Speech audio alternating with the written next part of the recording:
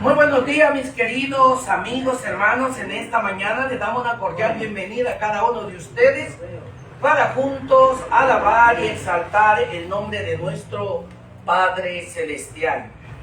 Nuestro firme fundamento se siente complacido en estar con nosotros en esta mañana, como también de poder llegar no solamente aquí a nuestra provincia, Sáchila, sino a todo el Ecuador y a todo el mundo. Bienvenido cada uno de ustedes, bienvenido a la casa del Adón Yahoshua, ¿no? Le damos gracias al Padre de la Gloria. Vamos a cantar, a alabar el nombre del Creador, el himno 380. Y a medida que lo encontramos, nos colocamos de pie, ¿ya?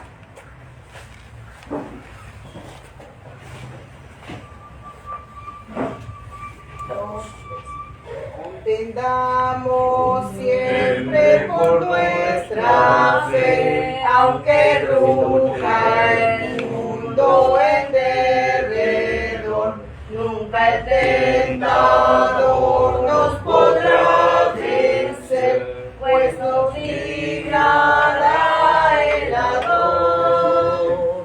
Si sufrimos aquí, reinaremos allí en la gloria celestial.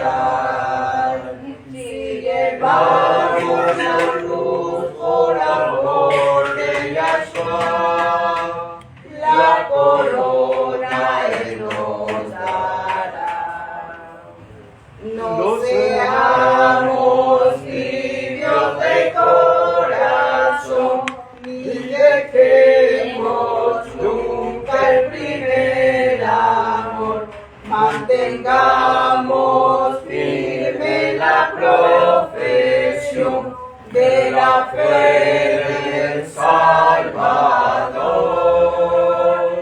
Si sufrimos aquí, reinaremos aquí en la gloria celestial. Si llevamos la cruz por amor de Yahshua, la corona Él nos dará. Procuremos todos la santidad, sin la cual ninguno verá el Adón. Gozo, paz y eterna felicidad, Yahshua da vencedor. Si sufrimos aquí, reinaremos allí en la gloria celestial. Si llevamos la cruz por amor de Yahshua, la corona Él nos dará. Amén. Muy bien, la corona Él nos dará. Con la mayor reverencia nos colocamos de rodilla para orar. Vamos a orar. Querido y amantísimo Padre, que mora en las alturas de los cielos, te damos infinitas gracias, Padre de la gloria, porque en esta mañana tu pueblo ha venido para alabar y exaltar tu santo nombre. Amén. Padre, perdona cada uno de nuestros pecados. Ayúdanos a hacer tu santa y divina voluntad. Padre, bendice a cada uno de nuestros hermanos que en esta mañana hemos venido con el mayor anhelo, con el mayor privilegio de alabar y exaltar tu santo y noble nombre. Padre, también te pedimos por todos los enfermos que están dentro y fuera de tu pueblo, por los encarcelados, por los que sufren injustamente. También te pedimos, Padre, por el hermano Edgar, donde quiera que se encuentre, que tú puedas bendecirlo. Llénalo del colirio de tu espíritu, Padre, y protégelo. También por los que están en las clínicas, en los hospitales, en los centros de salud, en sus casas, Padre. Tú que eres el médico de los médicos, locuras y medicina. También te pedimos por todos los gobernantes de nuestro país, por el presidente, por la policía, por el ejército, por la marina, por los abogados, por los jueces, fiscales y todos los gobernantes de nuestro país, que tú puedas bendecirlo. Padre, que no sea de acuerdo a nuestra voluntad, sino a tu voluntad, como nuestro país, Ecuador, debe ser gobernado. Gracias te damos, Padre. Prepáranos en esta mañana para que todo lo que hagamos sea para honrar y santificar tu nombre. Quédate con nosotros en esta mañana. Estos favores le pedimos sin mérito alguno, porque confiamos en tu Hijo Yahuwah HaMashiach. Amén. Amén. Amén. Muy bien, vamos entonces a comenzar con la escuela sabática. Bienvenido, mi hermano. Me parece que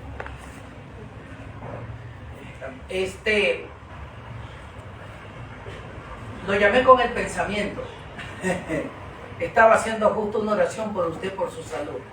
Bienvenido. Bienvenido, oiga. Siempre su sillita está ahí, siempre será bienvenido, ¿no? Muy bien, entonces pues vamos a invitar a la hermana Juanita y al hermano Josué, los cuales quieren deleitarse en esta mañana con la escuela sabática. Un mensaje que cada día en verdad es un mensaje para nosotros poder acogernos cada día de la mano del Maestro. Que el Padre de la Gloria pueda bendecirnos en esta mañana. Bienvenidos y bienvenidas a esta maravillosa escuela sabática. Que el Padre de la Gloria nos bendiga. Juanita y Josué.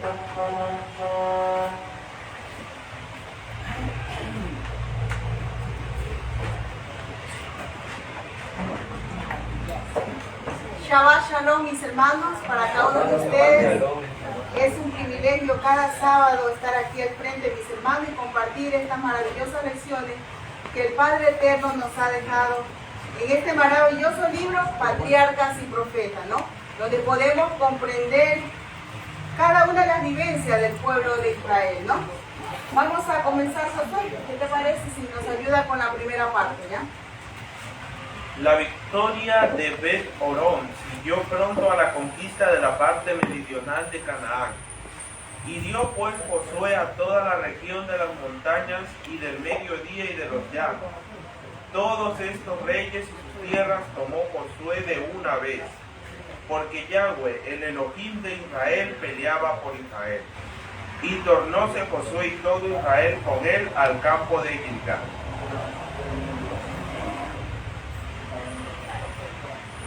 Ahora les invito a que busquemos en nuestras Biblias en Josué capítulo 10, verso 11, para que recordemos un poco lo de la lección anterior. Mientras huyeron de delante de Israel por el camino de Bet Orón, Yahweh echó inmensos granizos sobre ellos por todo el camino hasta Azekah, y ellos murieron más a causa del granizo que porque Israel los matara por la espada. Ya. Eso fue lo que analizamos la semana pasada, la victoria que tuvo Israel sobre este pueblo pagano. Dice que ellos ganaron la batalla no por su fuerza, sino por el granizo que Yahweh envió. Esa fue la victoria que ellos tuvieron. O sea, siempre nuestro Padre Celestial les recordaba constantemente que quien tenía el poder y quien ganaba la victoria era Él, y no el ser humano por sus manos propias. Y algo muy interesante es que cuando los israelitas le ganaban la batalla a estos pueblos, si recordamos, cada uno de estos pueblos tenía su ejército bien establecido y bien equipado. Tenían sus carros de guerra, caballos y todo eso. La orden divina fue que ellos no podían tomar nada de estas cosas, sino que debía ser destruido. O sea, ante el ojo humano podría parecer una idea descabellada, porque decía, ¿cómo va? Si es la última tecnología en el ámbito militar y la vamos a quemar. O sea, no, cualquiera lo hubiera cogido y lo hubiera usado. Pero no, nuestro Padre Yahweh le dio la orden explícita a Josué de que hiciera quemar esas cosas. Los israelitas no debían apropiarse de los carros y caballos que habían constituido el orgullo y la vanagloria de los cananeos. Por orden divina los carros fueron quemados y los caballos desjarretados e inutilizados para la batalla. Los israelitas no debían depositar su confianza en carros o caballos, sino en el nombre de Yahweh su Elohim. Amén. Qué maravilloso, mis hermanos. No sé si ustedes, como dicen por ahí, no se le pone la piel de gallina cuando escuchan esta frase. Porque Yahweh, el Elohim de Israel, peleaba por Israel. Qué maravilloso. ¿No será lo mismo que pasa ahora con nosotros como parte del pueblo? ¿No? Si nosotros depositamos la confianza, toda nuestra confianza, nuestra fe en el Padre Eterno, Él peleará por nosotros, ¿no? Eso es tan maravilloso. Por eso esta partecita, mis hermanos, tenemos que hacerla nuestra. Que nosotros no somos los que peleamos. Quien pelea es nuestro Padre Eterno. Él es que pelea por nosotros. Pero a pesar de que había sido quebrantado el poderío de los cananeos, estos no fueron completamente despojados. Hacia el oeste los filisteos seguían poseyendo una llanura fértil a lo largo de la costa, mientras que al norte de ellos estaba el territorio de los sidonios. Estos tenían también el Líbano y por el sur hacia Egipto la tierra seguía ocupada por enemigos de Israel. Vemos que a pesar de que Josué había tenido un gran avance en la conquista de territorios, todavía los cananeos no habían sido totalmente eliminados o desarraigados de Canaán. O sea, todavía habían personas que vivían allí todavía, de esos pueblos paganos. Y uno de ellos vemos que son los filisteos, que como conocemos todos, a lo largo de la historia los filisteos van a ser unos grandes enemigos para Israel. Inclusive va a haber una etapa más adelante en la que los filisteos van a subyugar a los israelitas. Y los israelitas van a ser oprimidos por los filisteos. O sea, vemos que a pesar de todo igual habían filisteos en Canaán. Sin embargo, Josué no habría de continuar la guerra. Había otra obra que el gran jefe debía hacer antes de dejar el mando de Israel. Toda la tierra, tanto las partes ya conquistadas como las que aún no habían sido subyugadas, debían repartirse entre las tribus. Y cada tribu le tocaba subyugar completamente su propia heredad, con tal que el pueblo fuera fiel a Elohim.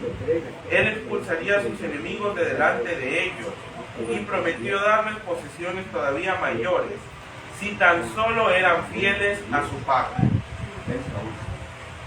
Vemos la promesa que se les hizo, se les ofreció darles las tierras que se les había prometido, e inclusive se les prometió algo más.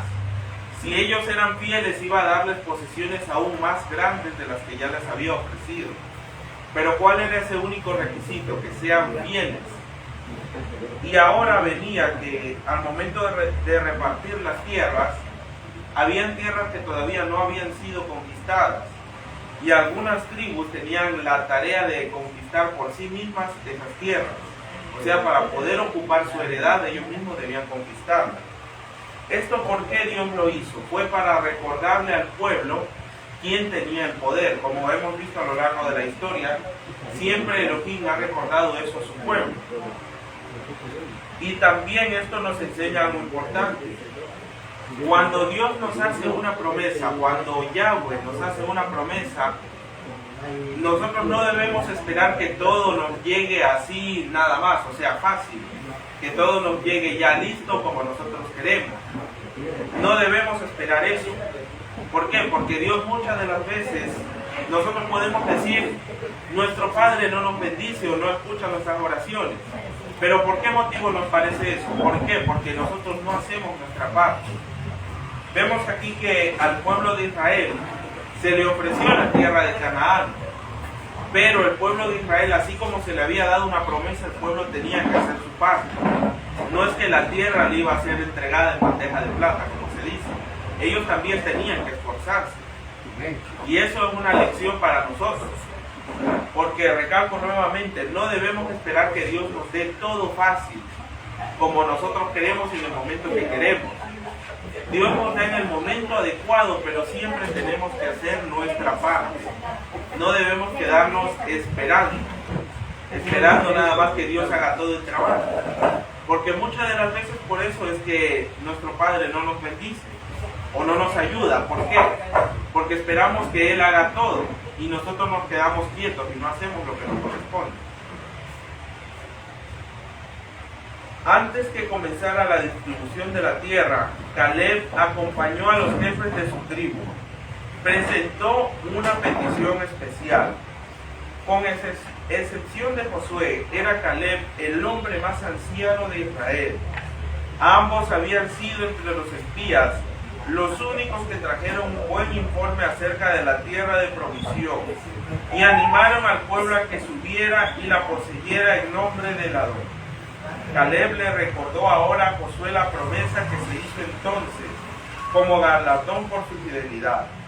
Ciertamente la tierra en que ha pisado tu pie ha de ser herencia tuya y de tus hijos para siempre. Ahora les invito a que busquemos en nuestras Biblias en Josué capítulo 14, verso 9. Y el primero que le encuentre de lectura, por favor. Ese día Moshe juró: es cierto, la tierra donde tu pie ha estado será la herencia para ti y tu simiente para siempre, porque tú has seguido completamente a Yahweh, mi Elohim. Amén. Vemos aquí esta promesa que se le hizo a Caleb. A Caleb se le había prometido que toda la tierra que pisara su pie iba a ser suya. Él tranquilamente pudiera haber pedido la porción más grande de Canaán.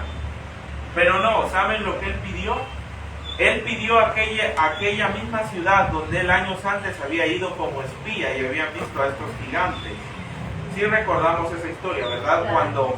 Cuando enviaron a los 2 espías y ellos vieron a estos gigantes y se atemorizaron.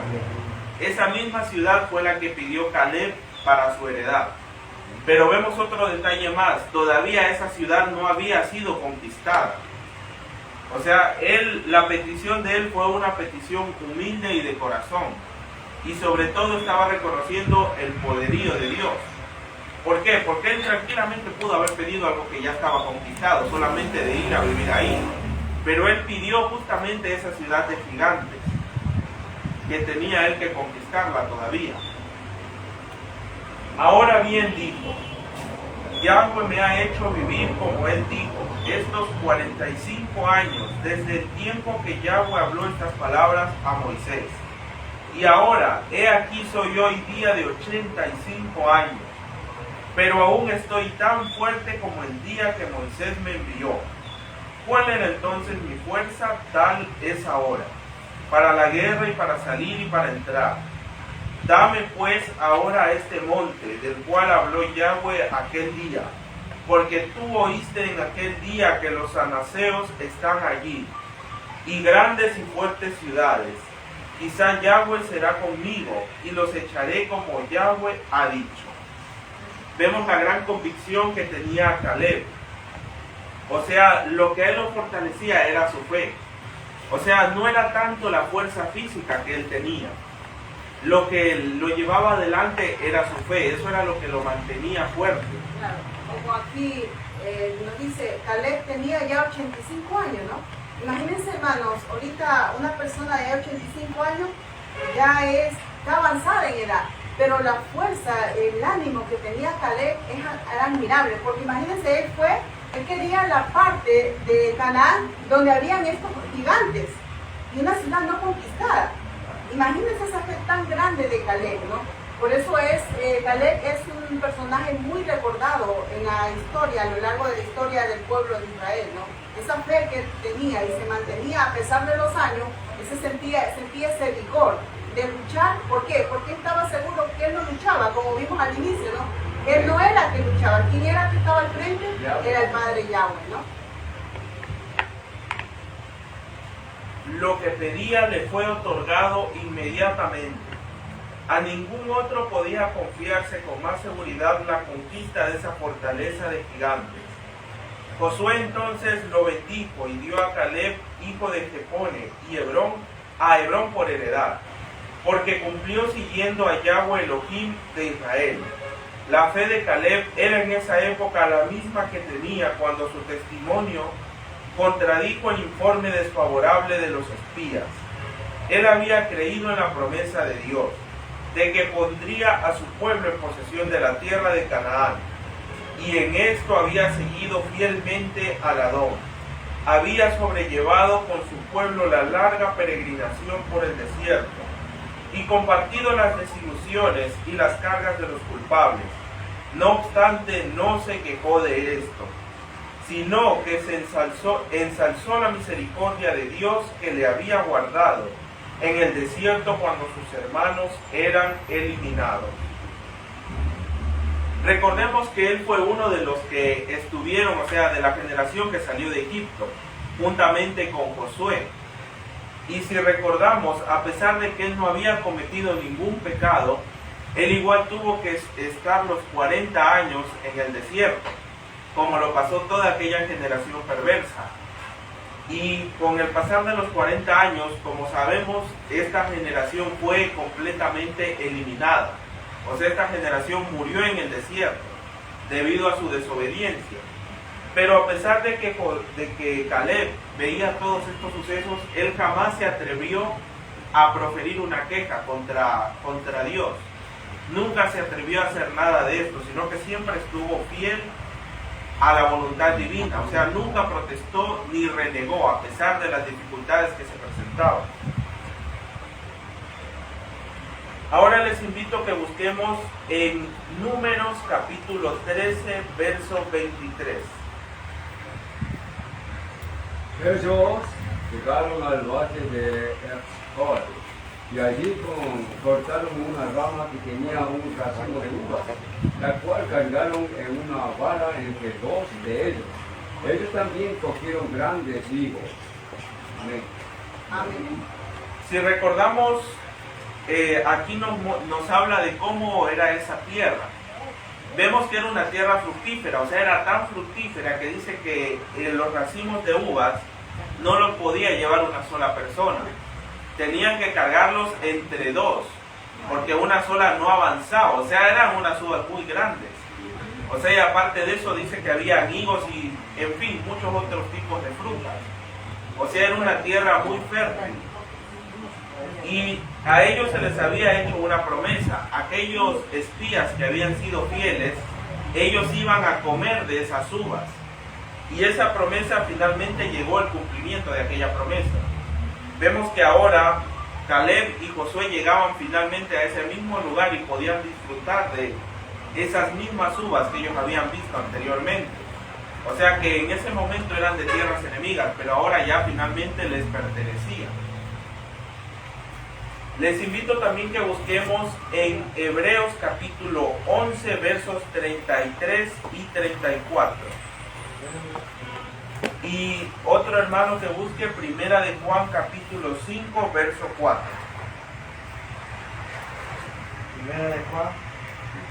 Primera de Juan 5, 4. Pero primero hay que dar lectura a Hebreos capítulo 11, 34.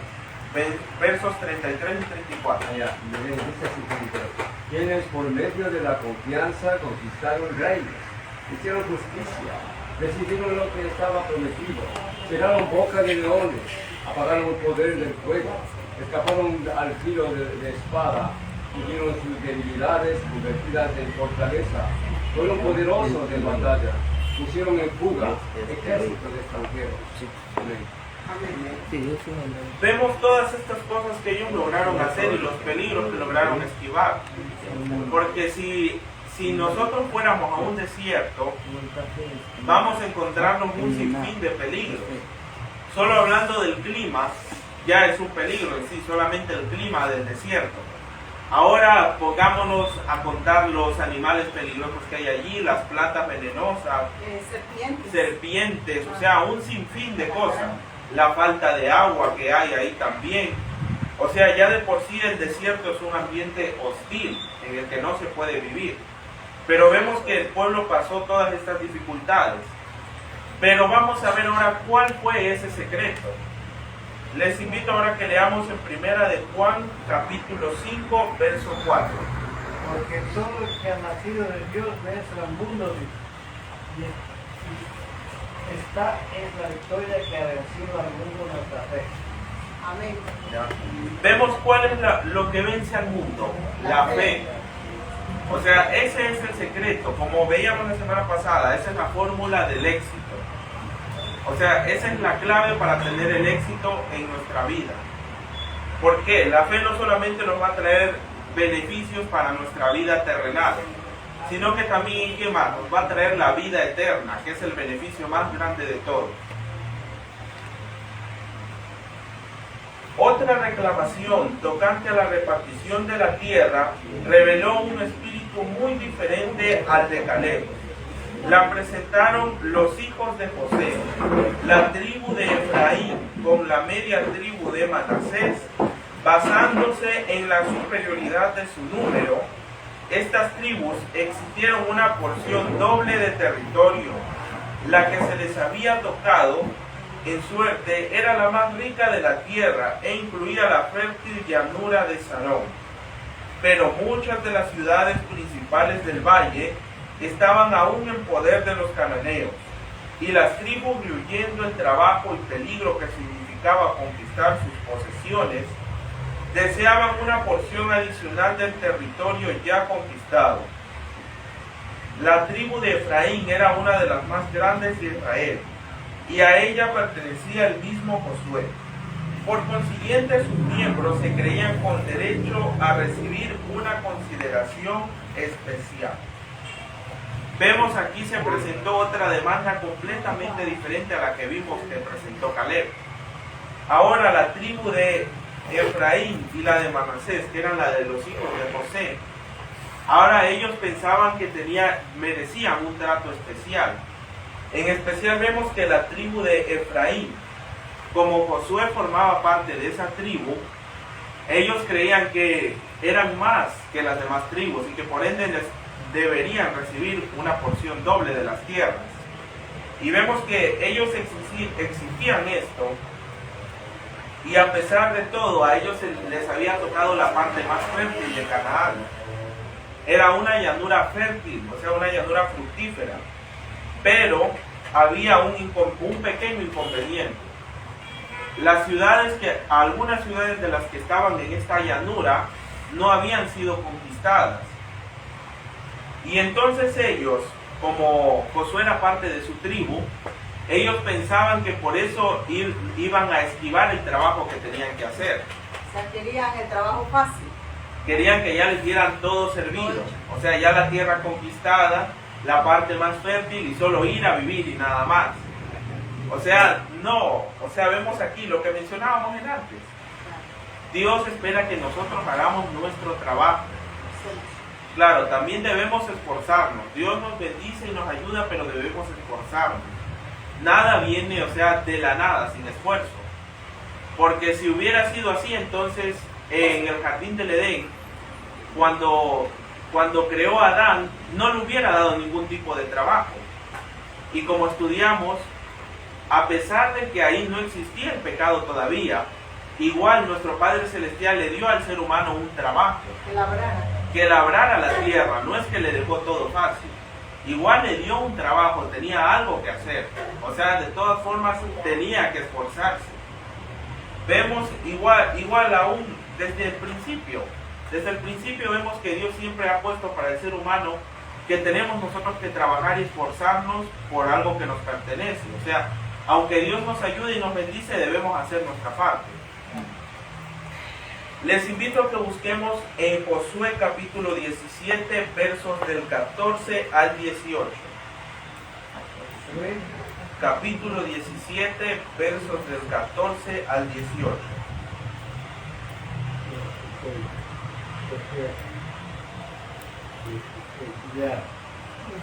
Los descendientes de José les dijeron a Josué: ¿por qué nos diste como herencia solo una parte en el sorteo y nos asignaste solo una parte de la tierra? Nosotros somos un pueblo numeroso, pues Jehová nos ha bendecido hasta ahora. Josué le respondió: Si son un pueblo tan numeroso, suban al bosque y despejen una zona para que ustedes en la tierra de los perecitas y de los Refaín, porque la región montañosa de Efraín es demasiado pequeña para ustedes. Entonces los descendientes de José dijeron, no nos basta con la región montañosa, y todos los cananeos que viven en la región del valle tienen carros de guerra con hoces de hierro, tanto los de Bet Sean y sus pueblos dependientes como los del valle de Israel.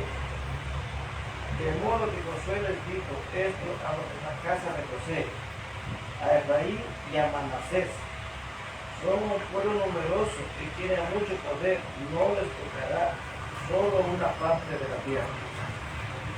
Vemos aquí, como ya hemos mencionado, que querían estas dos tribus, que se les diera ya todo listo, solamente para ir a vivir. Y a pesar de que fueron a reclamar donde Josué, poniendo excusas, de que como eran un pueblo grande, que no les iba a alcanzar, o sea, pero era para evitar su responsabilidad de conquistar la tierra, nuevamente Josué les respondió, o sea, y les recordó cuál era la labor que tenían que hacer, o sea, que vayan a hacer lo que les correspondía. O sea, ya fue dado una orden que tenían que sacar a los cananeos de las ciudades. O sea, ya esa orden no era, digamos, un deseo de Josué, sino que ya era una orden divina que se le había dado, que debían sacar a los cananeos de esa tierra. Ahora voy a dar lectura a lo que dice. Hasta entonces, Gilgal había sido cuartel general de la nación y asiento del tabernáculo. Pero ahora, el tabernáculo debía ser trasladado al sitio escogido como su lugar permanente, la pequeña ciudad de Silo, en tierra dedicada a Efraín. Estaba situada cerca del centro del país y era fácilmente accesible para todas las tribus. Esa parte del país había sido subyugada completamente y por lo tanto los adoradores no serían molestados. Y toda la congregación de los hijos de Israel se juntó en Silo y asentaron allí el tabernáculo de testimonio. Las tribus que aún estaban acampadas cuando se trasladó el tabernáculo de Gilgal a Silo, lo siguieron y acamparon cerca de esa ciudad, hasta que se dispersaron para ocupar sus respectivas heredades. El arca permaneció en Silo por espacio de 300 años, hasta que a causa de los pecados de la casa de Elí, cayó en manos de los filisteos y Silo fue destruida totalmente. Ya no volvió a colocarse el arca en el tabernáculo en ese lugar, pues el servicio del santuario se trasladó por último al templo de Jerusalén y Silo se convirtió en una localidad insignificante. Vemos aquí que se instaló en la ciudad de Silo el tabernáculo y allí se colocó el arca del pacto. Pero vemos que aunque este lugar había recibido un favor especial, años más adelante este favor le sería quitado. ¿Por qué motivo? Si recordamos lo que le sucedió al sacerdote Elí, ¿qué fue el error que él cometió? Fue demasiado negligente con sus hijos y comenzaron a hacer cosas inadecuadas dentro del santuario. Y ese fue el motivo por el que se le quitó a este lugar esa bendición que se le había otorgado. Y por ende se llevó el templo, o sea, ya cuando se construyó el templo en Jerusalén, se llevó el santuario y todo el mobiliario hacia el templo en Jerusalén. Pero vemos aquí la lección muy importante que nos enseña. O sea, no debemos confiarnos por el conocimiento que nosotros tengamos, ni por el favor especial que Dios tenga hacia nosotros, porque nos puede ser quitado en cualquier momento si transgredimos la ley. Vemos aquí esta localidad de Silo, a pesar de que tenía esa gran bendición, pero al permitir que se hagan este tipo de atrocidades en el tabernáculo, o sea, se cometió apostasía. Al permitirse eso, el favor le fue quitado y después esta ciudad fue destruida, o sea, y aunque fue reconstruida posteriormente, fue una localidad insignificante, O sea, a pesar de la bendición que habían gozado, como se apartaron del buen camino, ¿cómo terminaron? Terminaron destruidos. O sea, no sirvió de nada esa bendición que habían recibido. No la supieron aprovechar de la mejor manera. Aquí también debemos de darnos cuenta algo, mis hermanos, que Elí, a pesar de ser sacerdote, no tenía privilegio, ¿no? Podemos decir, no, que Elí era sacerdote, y por eso el Padre Eterno le podría perdonar por el que fue negligente con sus hijos, ¿no? Pero vemos que el Padre Eterno es un Elohim justo, ¿no? Que actúa de una manera justa. Si cometemos alguna falta, Él nos llama la atención, ¿no? Y por consiguiente tenemos que pagar las consecuencias de nuestras malas decisiones, ¿no? Sigamos aquí lo que nos dice algo muy interesante. Después que acabaron de repartir la tierra en heredad, y cuando ya todas las tribus habían recibido la heredad que les tocara, Josué presentó su derecho. Como a Caleb se le había prometido una herencia especial. No pidió, sin embargo, una provincia grande, sino una sola ciudad. Le dieron la ciudad que él pidió, y él reedificó la ciudad y habitó en ella.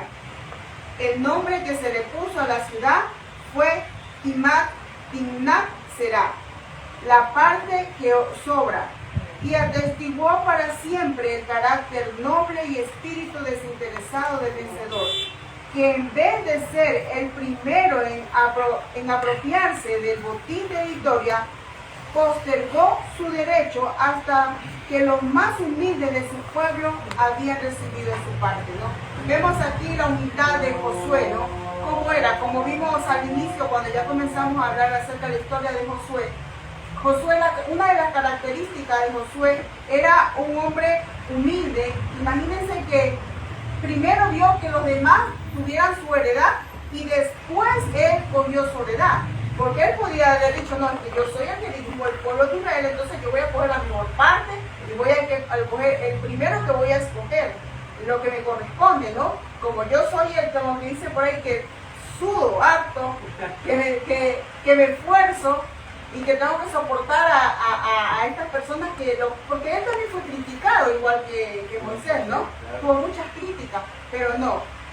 Él siempre permaneció humilde, ¿no? Que primero prefirió que los demás escogieran su parte y después él cogió su parte, ¿no?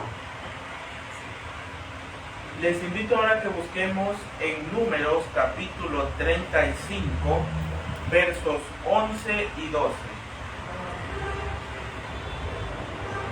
11 y 12. Sí, versos 11 y 12. Deben escoger ciudades accesibles para que sirvan de ciudades de refugio, a donde pueda huir el homicida que mate a alguien sin querer.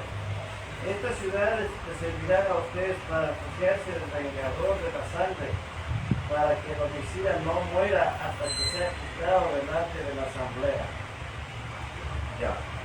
Vemos aquí otra cosa más que se instituyó, lo que eran las ciudades de refugio. ¿Para qué servía esto?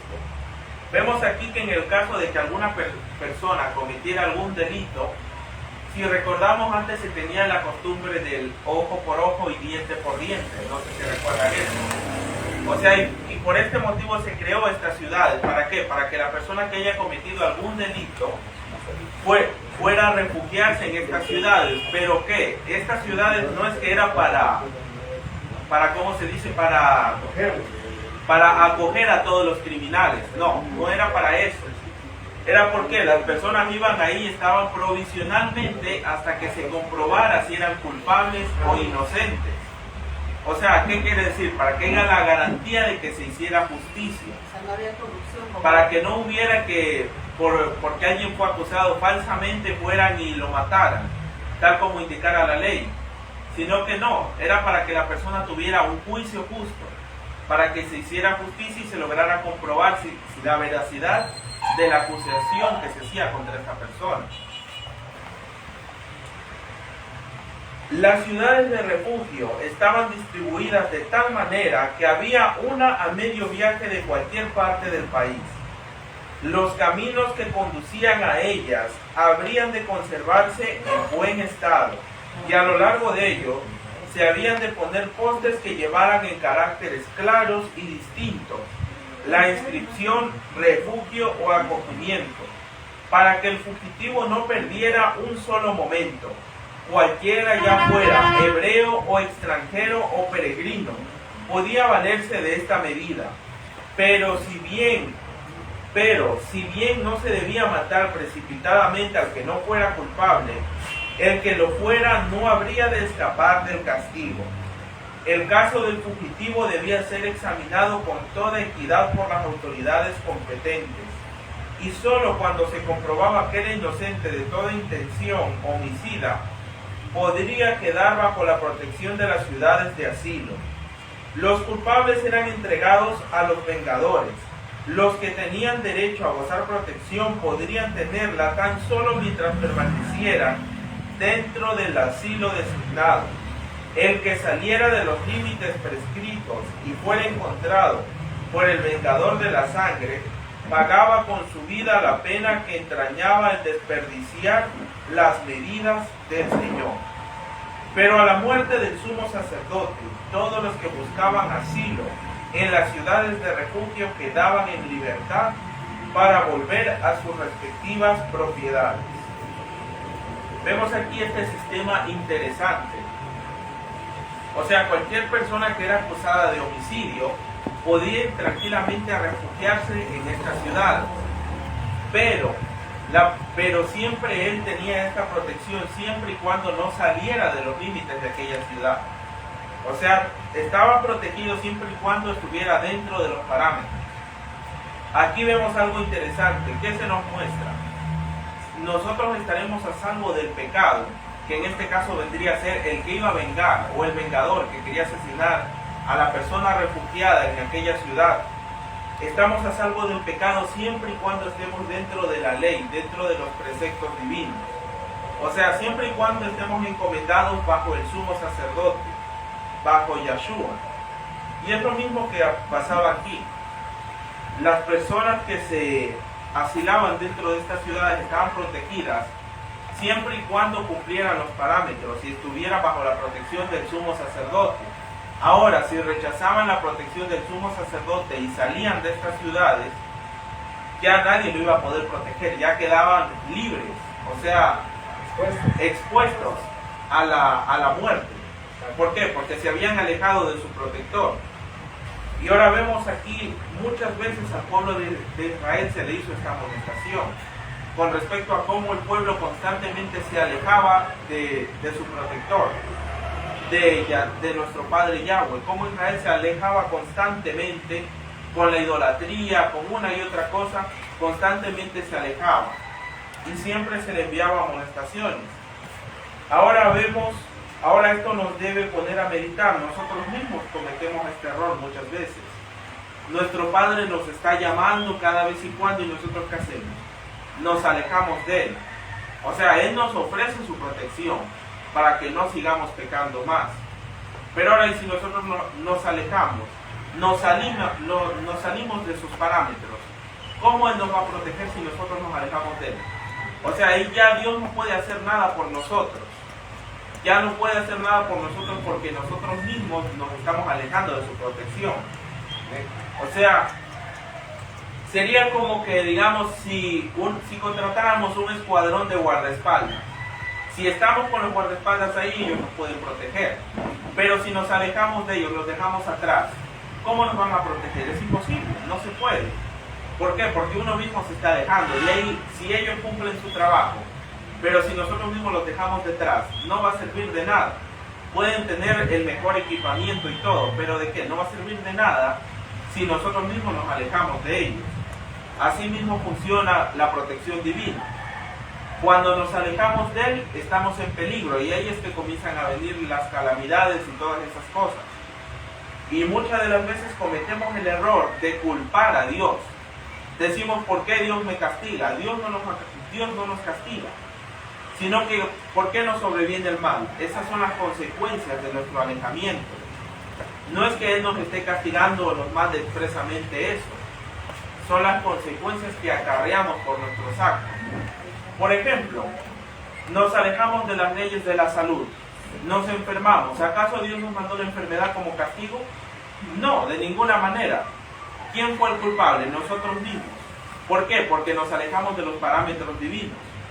O sea, constantemente nuestro Padre Yahweh nos hace este recordatorio, que nos mantengamos siempre dentro de sus parámetros. ¿Por qué? Porque si salimos fuera, ya no va a poder protegernos. Y ahí quien nos va a tomar va a ser el maligno, y ya Él no nos va a poder ayudar. En un juicio por homicidio, no se podía condenar al acusado por la declaración de un solo testigo, aunque hubiera graves pruebas circunstanciales contra él, la orden del Adón fue: cualquiera que hiriere a alguno por dicho de testigos morirá en homicida, mas un solo testigo no hará fe contra alguna persona que muera. Les invito a que busquemos en Números capítulo 35, verso 30. 35, 30. Y otra persona que busque también en Mateo capítulo 18, verso 16. 30. Ya. Cualquiera que mate a una persona debe morir por asesinato, usándose como base el testimonio del testigo. Una persona debe morir por testimonio de un solo testigo. Ya. Ahora alguien que dé lectura de Mateo capítulo 18, verso 16. Si no te escucha, lleva a uno o dos personas contigo, para que toda acusación sea corroborada por el testimonio de dos o tres testigos. Ya. Vemos aquí este método muy interesante que muchas de las veces se lo obvia hoy en día dentro de las congregaciones. ¿Por qué? Recordemos que este procedimiento no debía ser aplicado exclusivamente solo en el caso de asesinato, sino que entre nosotros, como seguidores de Yeshua, si surge alguna disputa, este es el procedimiento adecuado que se debe seguir. Si se le acusa a alguna persona de algún delito, todo debe ser corroborado por mínimo dos testigos. 2 o 3 testigos debe haber para corroborar que esa persona cometió aquel acto, a pesar de que hayan las evidencias. Eso es lo que nos habla aquí. Y como nos decía en Mateo, para que haya testigos, o sea, la persona que vio debe llevar a otras más, o sea, para que haya constancia de que los hechos sucedieron tal y cual como se han contado. ¿Y esto para qué sirve? ¿Para qué? Para que se eviten el surgimiento de chismes y de falsas acusaciones. ¿Por qué? Porque vemos hoy en día como se obvia este procedimiento, surgen un montón de cosas, acusaciones falsas contra personas que no han cometido ningún acto, o sea, contra personas inocentes. Surgen los chismes, las calumnias y todo esto, y eso se extiende por toda la congregación.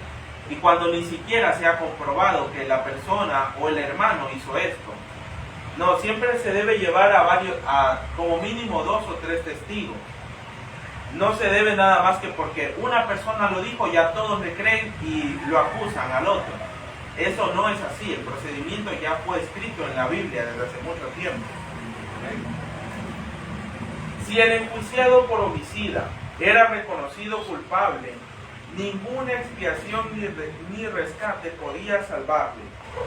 El que derramare sangre del hombre, por el hombre su sangre será derramada. Ahora les invito a que busquemos en Génesis capítulo 9, verso 6. Ya, otra persona busque Números capítulo 35, versos del 31 al 33. El primero, Génesis 9:6. 9:6. Sí. Si un hombre derrama la sangre de alguien, otra persona lavará la sangre de ese hombre, porque Dios hizo al ser humano a su imagen. Ahora leamos en Números capítulo 35, versos del 31 al 33. Números Números 35, capítulo 35, versos del 31 al 33. 31 a 33. No deben aceptar ningún rescate por la vía de un asesino que merece morir, porque debe morir sin falta. 36 dijiste. 33. Capítulo 35, versos del 31 al 33. Allá. Sí, al 33. No deben aceptar por alguien que haya huido a la ciudad de refugio ningún rescate que le permita volver a vivir en su tierra antes de la muerte del sumo sacerdote. No deben contaminar la tierra en la que viven, porque la sangre contamina la tierra. Y no puede haber fiación con la sangre que se ha derramado en la tierra, y no es con la sangre que la derramó. Ya. Vemos aquí algo interesante, ¿no? Las personas que ya habían sido comprobado que eran asesinos no podían refugiarse en estas ciudades. O sea, eso estaba completamente prohibido. ¿Por qué? Porque al pueblo de Israel, siendo una nación diferente entre las demás, la enseñanza principal era de que la vida humana solo Dios podía quitarla. O sea, solo Elohim puede quitar la vida al ser humano. Solo Él puede quitarla, y esto debía considerarse algo sagrado, la vida humana. Vemos esto es totalmente contrario a lo que creían otras civilizaciones, otras naciones. Por ejemplo, vemos que en la antigua Roma el suicidio era visto como algo honorable. Vemos que muchas personas en aquella época se quitaban la vida porque consideraban que era algo de los personajes más grandes. O sea, era algo de honor, como decir, yo controlo mi propio destino. No, vemos muchas personalidades a lo largo de la historia se suicidaban, se quitaban la vida, diciendo, o sea, dando a entender que eso era lo mejor que se podía hacer. Pero no, vemos que de acuerdo a los principios divinos, esto no es correcto. O sea, se condena el quitar la vida. Y aunque uno se quitara la vida a uno mismo, esto también es condenado. Porque solo Elohim puede quitar la vida, nadie más. Las ciudades de refugio destinadas al antiguo pueblo de Dios eran un símbolo del refugio proporcionado por Yahshua, el mismo Salvador misericordioso que designó esas ciudades temporales de refugio. Proveyó por el derramamiento de su propia sangre un asilo verdadero para los transgresores de la ley divina, al cual pueden huir de la segunda muerte y hallar seguridad. No hay poder que pueda arrebatar de sus manos las almas que acuden a Él en busca de perdón. Ahora pues, ninguna condenación hay para los que están en Yahshua. ¿Quién es el que los condenará? Yahshua es el que murió, más aún Él también resucitó, quien además está a la diestra de Elohim, el que también intercede por nosotros para que tengamos un fortísimo consuelo, los que nos acogemos a trabarnos de la esperanza propuesta. Les invito a que busquemos en Romanos capítulo 8, el verso 1, y de ahí leemos el verso 34. Y otro hermano más que busque Hebreos capítulo 6, verso 18. Así pues, ya no hay ninguna condenación para los que están en unión con el Mashiach, Yahshua. Y otro verso, ¿cuál voy aquí? Y de ahí el verso 34. Ya. El 34 dice así, la palabra de Dios.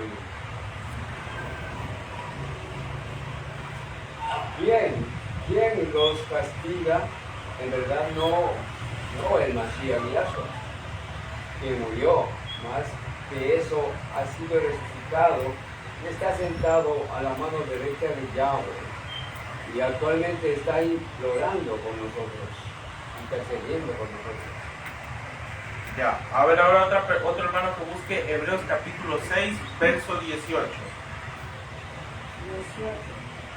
Para que por dos cosas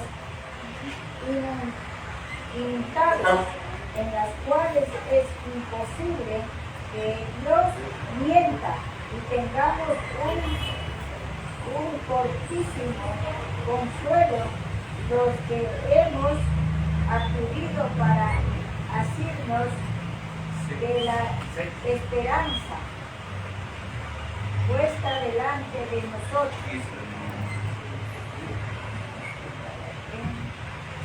18. Vemos aquí esto muy interesante, ¿no? Cualquiera que esté bajo Yahshua, ya no hay condenación para él bajo la ley. ¿Por qué? Si recordamos, debido al pecado, ¿cuál es la exigencia de la ley? La muerte, nuestra muerte. No, pero como vemos que Yahshua murió por nosotros, ya quedamos exentos de esa condenación. Pero para estar exentos debemos estar siempre bajo Yahshua, o sea, bajo su protección. Y vemos algo muy interesante. Las personas que iban a refugiarse en estas ciudades, dice, no debían demorarse. Abandonaban a su familia y su ocupación. No tenían tiempo para despedirse de los seres amados. Su vida estaba en juego y debían sacrificar todos los intereses para lograr un solo fin: llegar al lugar seguro. Olvidaba su cansancio y no le importaban las dificultades. No osaba aminorar el paso en un solo momento hasta hallarse dentro de las murallas de la ciudad. Vemos aquí nosotros también debemos hacer eso mismo. ¿Pero de qué forma?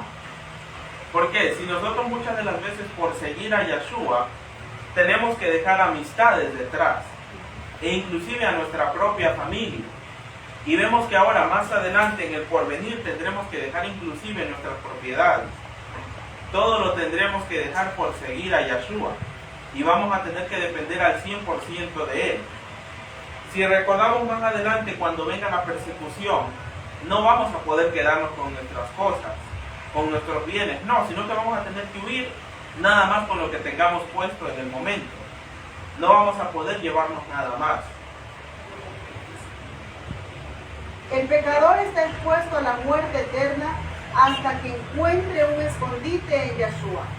Y así como la demora y la negligencia podían privar al fugitivo de su única oportunidad de vivir, también las tardanzas y la indiferencia pueden resultar en ruina del alma. Satanás, el gran adversario, sigue los pasos de todo transgresor de la santa ley de Elohim. Y el que no se percata del peligro en que se halla y no busca fervorosamente abrigo en el refugio eterno, será víctima del destructor. ¿Qué les parece, mis hermanos, este párrafo, no? Imagínense, si nosotros, como pecadores, dice que estamos expuestos ¿a qué? A la muerte eterna. ¿Y cuál es nuestro refugio, nuestro escondite? Es Yahshua. ¿Por qué? Porque Yahshua es nuestro intercesor, el que está en este momento intercediendo en el santuario, ¿no? Y es el único en el cual nosotros podemos, dice, escondernos, y el único que podemos encontrar refugio, ¿no? ¿Y qué más nos dice aquí? Que Satanás, él busca cada día, porque dice en Apocalipsis, que dice, es nuestro acusador, ¿verdad? Cuando nosotros nos arrepentimos de cualquier pecado cometido y Yahshua va a interceder ante el Padre por nosotros, dice que está ahí Satanás para acusarnos, ¿no? Pero si nosotros depositamos toda nuestra confianza en Yahshua, nuestro hermano, él está listo, dispuesto a alejarnos a Satanás. Por eso, en cierta ocasión, había un logo, ¿no? Que decían en la iglesia adventista, que decía, la única manera de poder vencer al enemigo es de rodillas, ¿no? Esa es la única manera de poderlo vencer, ¿no? Esa es la única manera de apartar, como dice también en la palabra, a este león rugiente que anda buscando a quien devorar.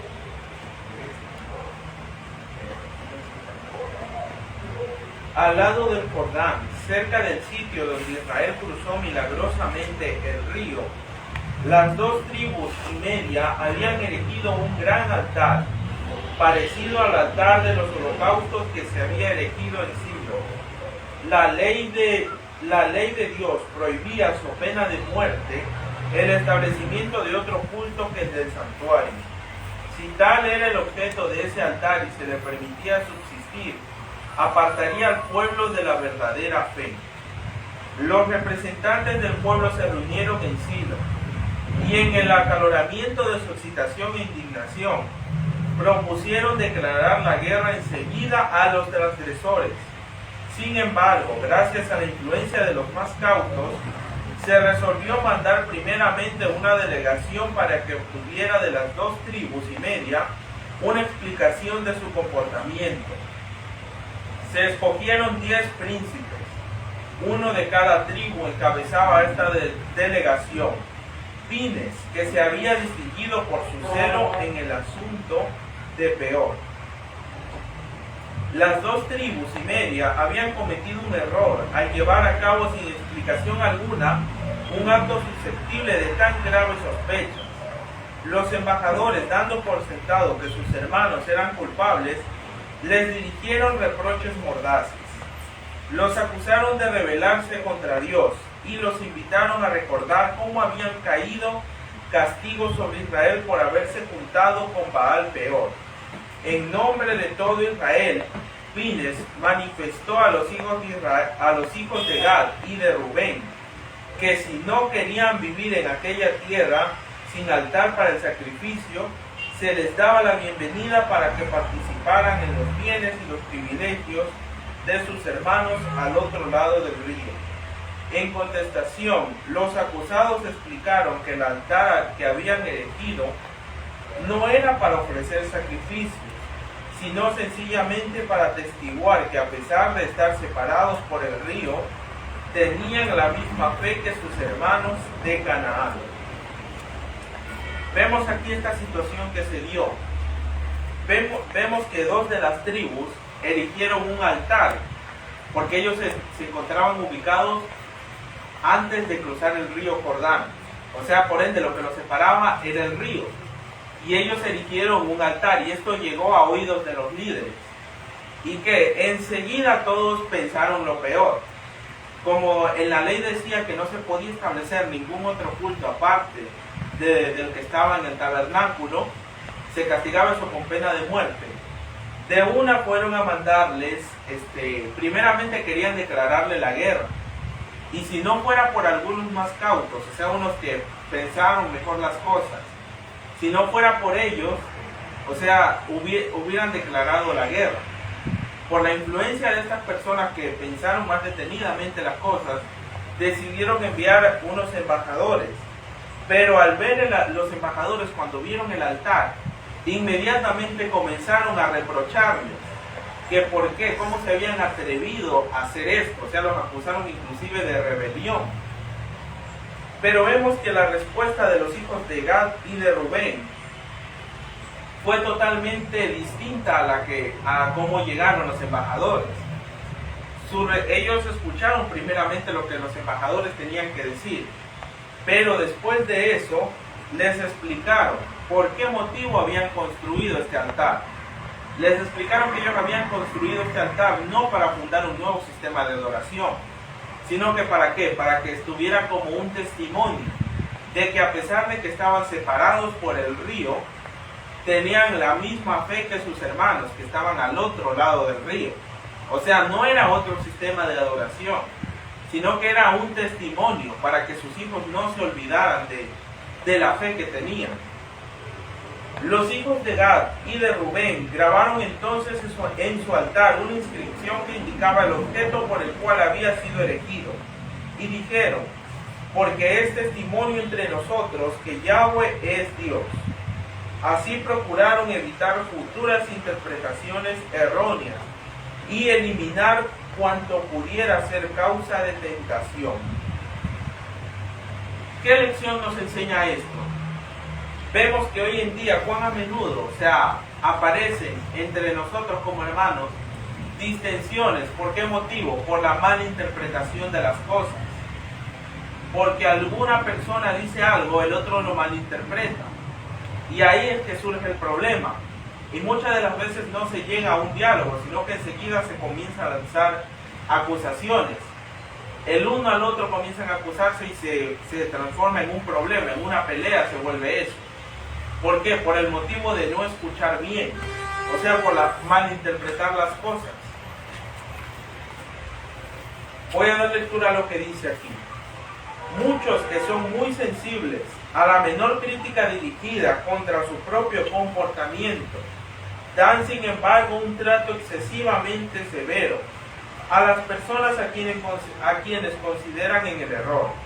La censura y el oprobio no lograron jamás rescatar a nadie de una opinión falsa, sino que más bien han contribuido a alejar a muchos del camino recto, por haberlos inducido a endurecer su corazón para no dejarse convencer.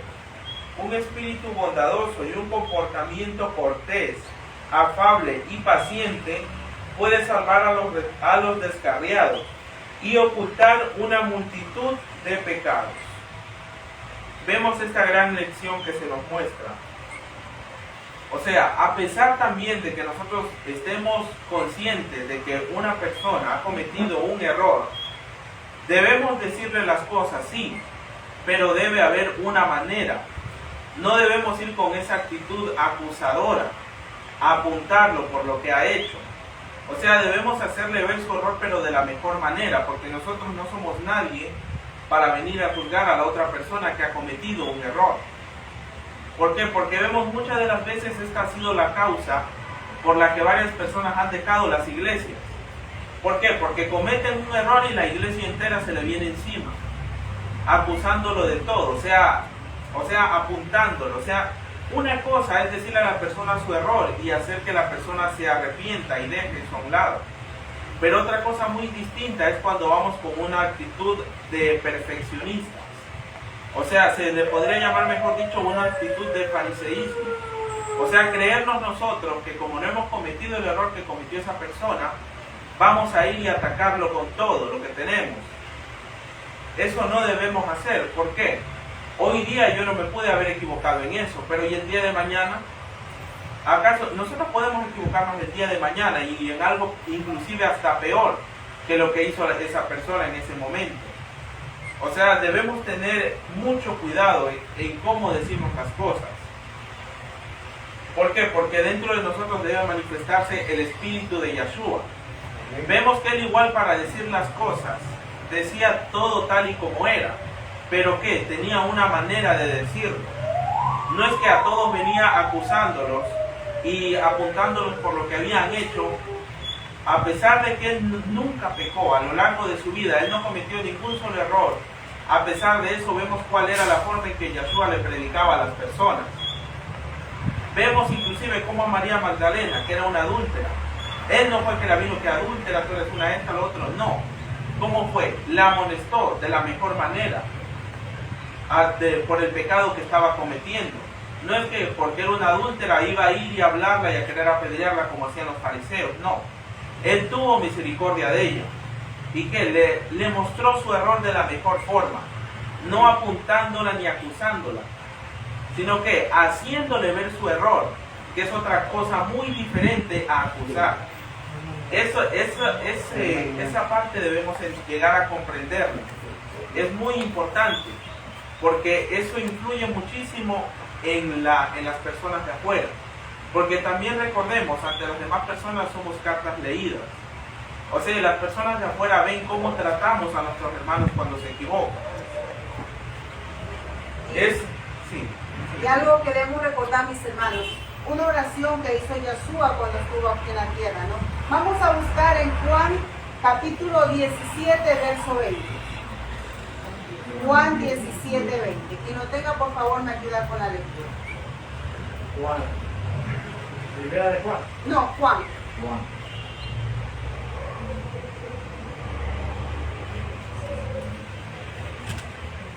Juan 17, 20. 17, 20. No ruego solo por ellos, sino también por los que han de creer en mí por la palabra de ellos. Entonces vemos, esta es una oración que hizo Yeshua cuando estuvo en la tierra, ¿no? Que dice, no os ruego solo por esto, sino también por aquellos que por medio de su palabra creerán en mí, ¿no? O sea, cuando Yeshua estuvo aquí en la tierra, él estuvo preocupado de ¿qué? De que no haya inconveniente entre hermanos, ¿no? Sí. Ahora vamos a ver cuál debe ser nuestra actitud en respuesta a una falsa acusación. Aún cuando se los acuse falsamente, los que están en lo justo pueden permitirse tener calma y ser considerados. Dios conoce todo lo que los hombres no entienden o interpretan mal, y con toda confianza podemos entregarle nuestro caso. Él vindicará la causa de los que depositan su confianza en Él tan seguramente como sacó a la luz la culpa de Acán. Los que son movidos por el Espíritu de Yeshua poseerán la caridad que todo lo soporta y es benigna. ¿Cuál debe ser nuestra actitud cuando se nos acusa falsamente? No vamos a responderle de la misma forma violenta. No, sino que ¿qué debemos hacer? Debemos ser cautos y tener calma. Tener calma, ¿por qué? Si nosotros estamos seguros que no cometimos tal acto, debemos estar tranquilos. Porque así como Yahweh saca a la luz los pecados ocultos, de la misma manera la verdad es revelada. De la misma forma. Y además esto debemos llegarlo a comprender al completo. ¿Por qué? Como vemos, se profetizó ya que en los tiempos finales contra nosotros como seguidores de Yeshua, ¿qué sacarán? Sacarán un montón de calumnias y mentiras, falsas acusaciones. ¿Y cuál es la forma por la que podemos demostrar que el Espíritu de Yeshua mora en nosotros? Teniendo calma y tranquilidad si no hemos cometido esos actos. O sea, ahí demostramos nuestra inocencia. Es la mejor manera por la que podemos demostrarlo. No con gritos o armando un escándalo, no. La mejor manera es la calma. ¿Por qué? Porque nosotros estamos confiados en que Yeshua sacará la verdad a la luz. En cualquier momento, pero la verdad saldrá a la luz. Dios quiere que haya unión y amor fraternal entre su pueblo. En la oración que elevó Yeshua, precisamente antes de su crucifixión, pidió que sus discípulos fueran uno como Él era uno con el Padre, para que el mundo creyera que Elohim lo había enviado. Esa oración conmovedora y admirable llegaba a través de los siglos hasta nuestro día, pues sus palabras fueron: mas no ruego solamente por esto, sino también por los que han de creer en mí, por la palabra de ellos, ¿no? Entonces vemos aquí nuevamente, ¿no?, como el Padre, Yeshua, dice que haya la unión, así como la unión que tiene el Padre con el Hijo, haya también entre nosotros, ¿no? Y vamos a buscar en Primera de Pedro, capítulo 3, versos 8 y 9. Primera de Pedro, capítulo 3, versos 8 y 9. Finalmente todos ustedes sean de una sola mente y sentimientos. Ámense como hermanos y sean misericordiosos y tengan en la mente la humildad, no devolviendo mal por mal ni insulto por insulto, pero por el contrario, con bendición. Porque es para esto que fueron llamados, para que reciban bendición. Amén. Amén. ¿Qué nos indica? Debemos procurar la unidad entre nosotros como seguidores del Mesías, pero aquí se resalta algo importante también: no debemos sacrificar ni un solo principio de verdad, porque vemos también que específicamente este verso, el ecumenismo también lo ha tomado, diciendo: no, es que mire, Yeshua oró para que todos seamos unidos, hay que unirnos todos. Pero ¿qué? Esa unidad que ellos proponen, ¿cómo se constituye? Sacrificando los principios de verdad e introduciendo otras cosas completamente erradas. La unidad que Yeshua pide es con sus principios, o sea, todos uniéndonos en la verdad que Él dejó en su palabra. Bueno, mis hermanos, le agradecemos por su atención y para el próximo sábado les esperamos para seguir con el capítulo 49 de este maravilloso libro Patriarcas y Profetas, que titula el título del capítulo 49 es Las últimas palabras de Josué. Gracias, mis hermanos, por su atención y que el Padre Eterno los bendiga a cada uno de ustedes. Amén.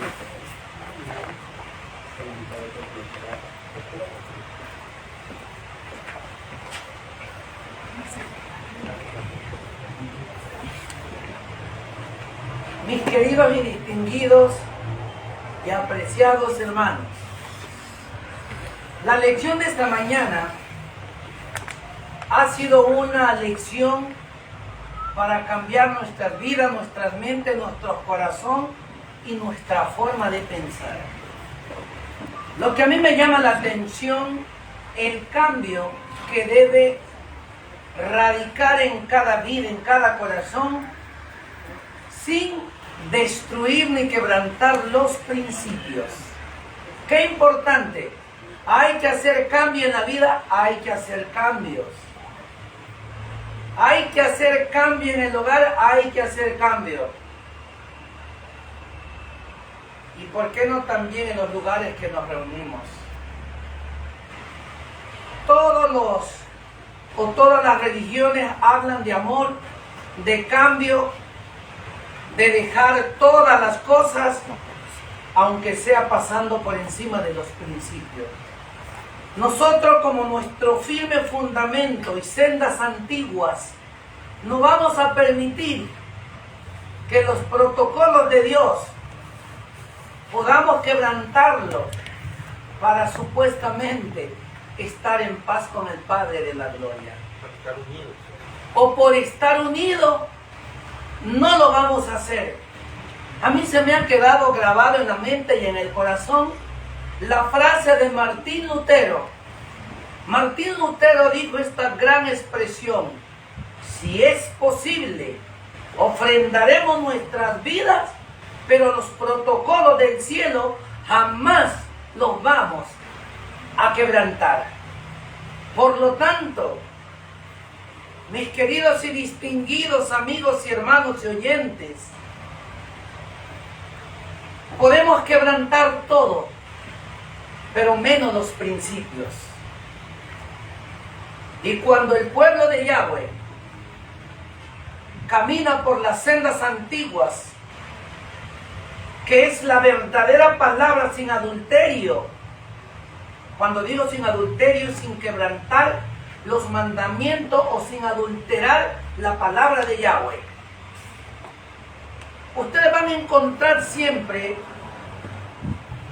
los fundamentos de los creyentes. Más van a encontrar sendas antiguas, los caminos, las verdades, los protocolos del cielo. Jamás los vamos a romper. Y si nosotros pensamos así, como dijo el Adón Yahoshua, el reino de los Shamaim se acerca. El reino de los cielos se acerca para aquellos que no somos quebrantadores ni suplantadores de los mensajes del cielo. ¿Saben, hermano, que en verdad, me lleno de alegría cuando vamos a los protocolos del cielo que dice la sierva del Adón? Y la sierva del Adón dice en el libro La Educación, página 56, párrafo 4, la mayor necesidad del mundo es hombres que no se vendan, hombres que sean leal como la brújula al polo, hombres que llamen al pecado por su nombre, aunque los cielos se desplomen. Esa es la verdad de la verdad presente. Esa es la verdad de aquellos que llamamos ser seguidores de la Biblia, y tan solo la Biblia, que es la palabra de Dios. Hermanos, hermanas, amigos, oyentes, sacrifiquemos al mundo, pero no sacrifiquemos los principios. ¿Está bien? Amén. Amén. Sacrifiquemos al mundo, pero no sacrifiquemos los principios. El verdadero adorador no es el que más grita. Interesante, ¿no? No es el que más lee, sino el que se aparece al carácter de Yahoshua. Amén. Así es. Y yo me quedé con una palabra. Yo tengo un amigo, un doctor que se llama Abel Gaspar. Y a lo primero, cuando él me dijo esta frase, yo me quedé un poco atónito. Cuando él me dijo, verá pastor, le voy a decir una frase que es dura, pero se la voy a decir. El reino de los cielos no es para tontos. Le dije, ¿qué pasa, doctor? ¿Por qué me dice de esa manera? Me dijo, pastor, usted como pastor lo sabe bien. Muchas personas creen que hacer el papel de tonto van a entrar al reino de los cielos, pero para allá arriba no van tontos. Oye, y fue una lección, porque yo me quedé pensando, ¿pero cómo? O sea, me dijo, pastor, le voy a repetir otra vez. Al cielo no va cualquiera, y escuchen bien, hermanos. Al cielo no va cualquiera. La gente cree que porque se llaman humildes, creen que van a ir al cielo. Mentira. Al cielo van gente capacitado en su palabra. Al cielo van personas capaces de discernir este libro que usted predica. Al cielo van personas, aquellos que se olvidan del mal, aquellos que se apartan de todo lo que es pecado. Yo no leo la Biblia como usted la lee, pero sí en la Biblia dice en algún lugar que los que permanecen con Yahshua no pecan, ni los deja pecar tampoco, porque permanece la verdad con ellos. Y yo le dije, doctor, tiene razón. Humilde, escuchen bien, hermanos, humilde no es decir todo amén, amén, amén, amén. Y es la frase que yo siempre les digo. ¿Por qué dicen amén? Así sea. ¿Por qué dicen amén? Porque, escuchen lo que voy a decir. Una vez yo estaba predicando en una iglesia X y dije, hermanos, estaba la predicación, el pastor estaba predicando, cuando de repente vino un terremoto y se cayó la iglesia. ¡Amén! ¿Por qué dicen amén? No, pues que vino el terremoto y se cayó la iglesia. ¿Por qué dicen amén? Si vino el terremoto, se cayó la iglesia y se mataron los hermanos. Amén, que así sea. ¿Por qué que sea así? Tenemos que saber decir un amén. ¿Por qué? Y si el reino de los cielos o el reino de los Shamaín no es para las personas, comencemos con el pastor, no es para personas que han reconocido que se equivocan, que se enojan,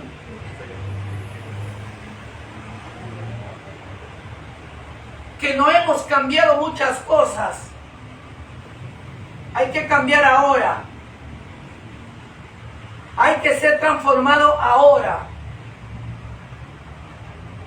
Y muchas de las veces, yo tuve un maestro, porque fue mi maestro también, y nos decía, no importa cómo estés, pero ven.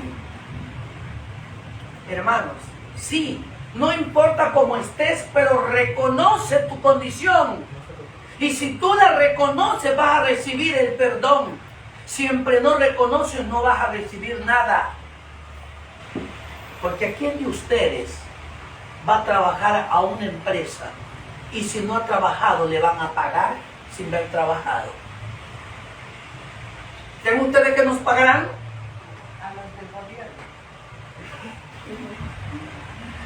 Hay unos sí porque van y ponen el dedo, dicen aquí estoy y se van, pero no todos. Hay unos que sí trabajan y mejor no les pagan. Pero hay otros que no hacen nada y ganan mejor que los que trabajan. Pero bueno, ese no es nuestro caso. El caso es que si nosotros conocemos la verdad, no lo digo yo, sino que lo dice la Biblia, la verdad os hará libre. ¿Cuántas cosas usted y yo debemos aprender? Que no nos gustan, pero hay que aprender. Hermanos, yo les digo una cosa. Vamos a poner una comparación muy pequeñita y sencilla. Si usted manda a su hijo al colegio y el maestro no le enseña matemáticas, escuchen bien, usted manda a su hijo al colegio y si el maestro no le enseña matemática, se graduó del colegio, pero nunca le dieron matemática. ¿La culpa de quién es? ¿Del estudiante o del maestro? Del maestro. Ah, del maestro. Muy bien. Con esta termino. Si el pastor de la iglesia sabe que el adulterio es malo y no lo dice a los feligreses, y los feligreses adulteran, fornican, y como pastor digo yo, Carlos Delgado, soy chévere, yo no quiero que nadie se pelee conmigo, no les voy a hacer ver eso, porque si yo les digo eso se van a enojar conmigo, pero yo no quiero que me corran, yo quiero que todos me amen. Pero cuando ustedes se dieron cuenta que el pastor debía corregirlo y el pastor no los corrigió, ¿hacia quién van a acudir? Al pastor. Pastor, usted sabía, ¿por qué no nos dijo? Escuchen bien, hermanos, con toda delicadeza y con todo el corazón. Yo sé que nos están escuchando en todo el mundo, pero un día el pueblo de Yahweh fue engañado. Al pueblo de Yahweh se le negó el nombre, se le negó el Shabbat, se le negó un montón de cosas. Y ahora el pastor conoce, pero la feligresía se ha acostumbrado al agua tibia. La iglesia se acostumbró a golpearle el hombro al pastor. Y el pastor ama esa iglesia. Pero el pastor, aunque ame esa iglesia, tiene que decirle, un día nos engañaron y esta luz llegó, y el pastor tiene que decirlo. ¿Sabe por qué? Para no entrar en detalles. Si el pastor no le abre los ojos a la iglesia se va a perder por culpa del pastor. Y hay un párrafo que dice, hay de aquellos pastores que no le dicen la verdad a la iglesia. Hermanos, hay cosas que para nosotros es dura, pero hay que decirlo. Pero ya aprendí una lección, y lo digo así de corazón, las cosas no se dicen con arrogancia, las cosas se dicen con amor, porque primero aprende el pastor y aprende la feligresía. Yo sé que a nosotros, y todavía no estamos así, toda la iglesia no está con el timón bien cogido en cuestión de los nombres, en cuestión del idioma, pero el pastor quiere salvar su cuello, el pastor quiere salvar a la feligresía diciéndoles la verdad, porque si el pastor no lo dice, ¿sabe lo que va a suceder? Todos ustedes cuando ven el maestro vendrán con odio satánico ante el pastor a matarlo. Lo dice evento de los últimos días, cuando el pueblo descubra la verdad que su pastor los engañó y no les dijo la verdad. Por eso hay que decir la verdad con amor. ¿Se acuerdan que una vez sí lo dije un poquito medio fuerte? Los que quieren soportar aquí el mensaje lo soportan, o las puertas están abiertas.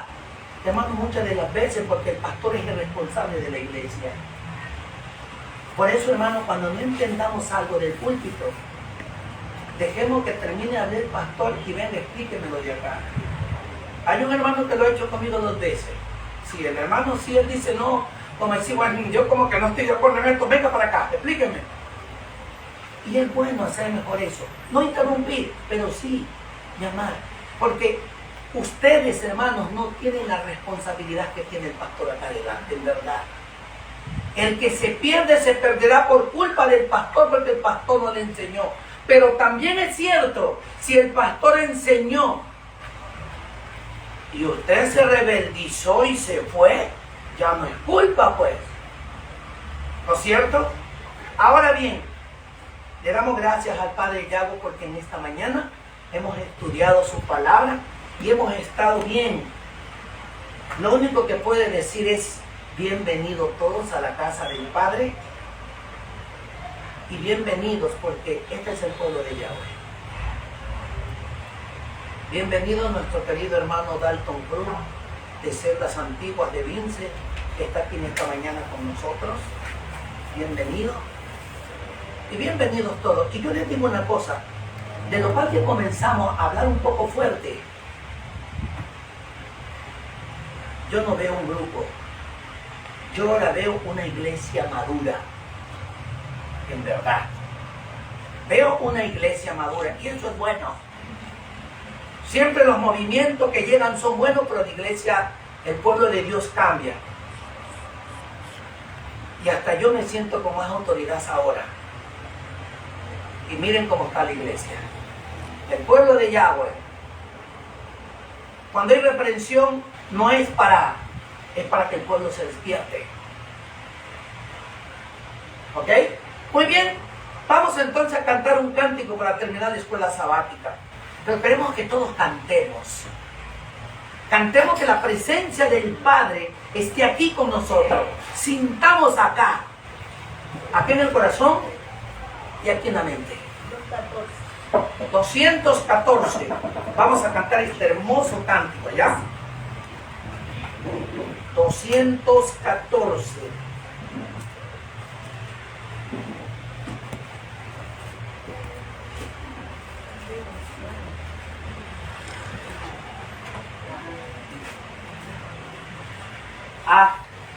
A Yahshua ven sin tardar. 1, 2, 3. A Yahshua ven sin tardar, que entre nosotros hoy Él está, y te convida con dulce afán, tierno diciendo ven. Oh, cuán grande es nuestra reunión, cuando hallado en tu mansión, contigo estemos en comunión, gozando eterno bien. Piensa que el solo puede colmar tu triste pecho de gozo y paz, y porque anhela tu bienestar, vuelve a decirte ven. Oh, cuán grata es nuestra reunión, cuando hallado en tu mansión. Oh,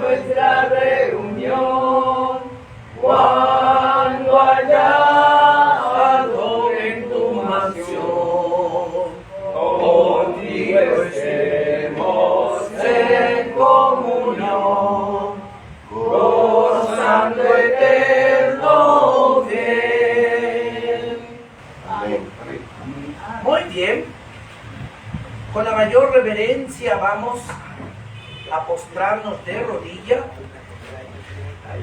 para conversar con el Padre Yahweh.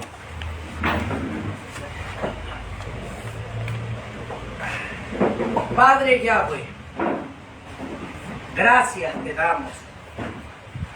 Muchas gracias, porque tu nombre y tan solo tu nombre es exaltado por los siglos y los siglos de la eternidad.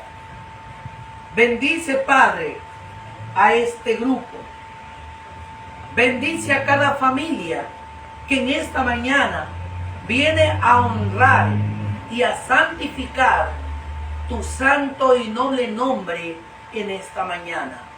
Pero también te clamamos, te suplicamos por los enfermos que están dentro y fuera de tu pueblo, por los encarcelados, por los que sufren injustamente. También te pedimos, Padre, por la salud de nuestra hermana Carmen de la Ciudad Nueva, que tú puedas bendecirlo, a ella como también a su hijo, que se encuentra delicado de salud. También, Padre, por un hermano de la Iglesia Central, que tú puedas bendecirlo. Él me pidió que oremos por él y por eso en esta mañana estamos orando por él. También por todos los enfermos que están en los hospitales, en los centros de salud, en las clínicas, en las cárceles, Padre. A todos aquellos que son inocentes, tú puedas liberarlos. Pero también es cierto que aquellos que andan haciendo daño, que cumplan por lo que están haciendo, por lo que hicieron. Padre de la gloria, libre y protege a mi país, Ecuador. Pero también te pido que le des la fuerza necesaria al ejército ecuatoriano, a la Policía Nacional, a la Marina, como también bendigas a los jueces, fiscales, abogados, todos los que hacen el bien, Padre, líbralos y protégelos. Pero también es cierto que aquellos que están haciendo lo que no es correcto, también tú los pongas en el lugar que debes tenerlo. Libra nuestro país de la basura que tenemos. Libra nuestro país de las malicias. Como también te pedimos que bendigas a los sacerdotes, a los ministros, y también puedas limpiar la mente y el corazón de los ministros como también de los sacerdotes. Padre, ayúdanos a hacer tu voluntad. Y los que tenemos que cambiar, tenemos que ser cambiados. Y los que tienen que ser liquidados del ministerio, tenemos que ser liquidados. Pero queremos una iglesia pura, que respete tus protocolos y tus palabras. Padre, bendice este ministerio de aquí de Santo Domingo, como también de Sendas Antiguas y de todo el mundo. Aquellos hermanos que proclamamos la verdad presente. Prepáranos, capacítanos para ser revestidos de la armadura del poder de Dios en nuestras vidas. También te pedimos que el que le toca predicar en esta mañana no sean las palabras de él, sino las palabras del Ruach HaKodesh, que es las palabras con inspiración del Espíritu Santo. Quédate con nosotros, Padre de la gloria, y que al abrir nuestros ojos y levantar nuestras rodillas, podamos estar seguros que estamos ante tu presencia. Quédate con nosotros en esta mañana, en el nombre y por los méritos de Yahshua HaMashiach, lo pedimos. Amén y amén.